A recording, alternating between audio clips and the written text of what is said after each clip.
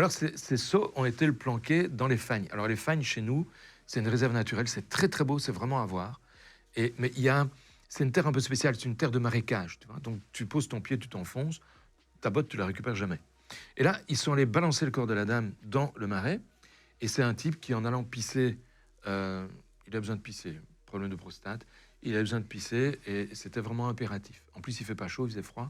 Et quand il fait froid, tu contractes bien tous tes vaisseaux périphériques. Donc, tu augmentes la quantité de pisse que tu génères. Oui, Ok. c'est comme ça. Donc, quand il fait froid, tu as besoin de pisser. Et il va se retirer un petit peu en un endroit où il n'y a pas trop de fange pour ne pas s'enfoncer. Il pisse.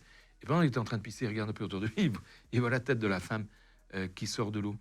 La tête était complètement nettoyée, mais complètement par les insectes, par toute la faune qui traîne par là. Mais par contre, le corps était intact.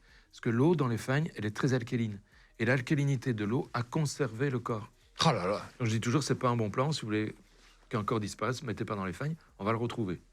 Il va être conservé. Et là, grâce à la tête, grâce aux vêtements, grâce à tout, on a pu l'identifier. On est remonté jusqu'au mari et on a eu le mari et l'amant. Et c'était bien eux qui l'avaient tué. Ah oui, il avait étranglé. Il a étranglé à deux. Oui, à deux. Waouh. Faut pouvoir. Waouh.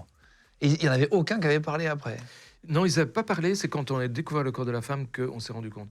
Et ce qui nous a mis la puce à l'oreille des enquêteurs, c'est que on a cru pendant tout un temps, en tout cas, que le mari n'avait pas déclaré la disparition de sa femme. En fait, il l'avait fait. Mais les policiers n'avaient pas retranscrit. Ils avaient laissé ça un peu tomber. Donc, le mari a été mis sur la sellette alors qu'il s'était protégé.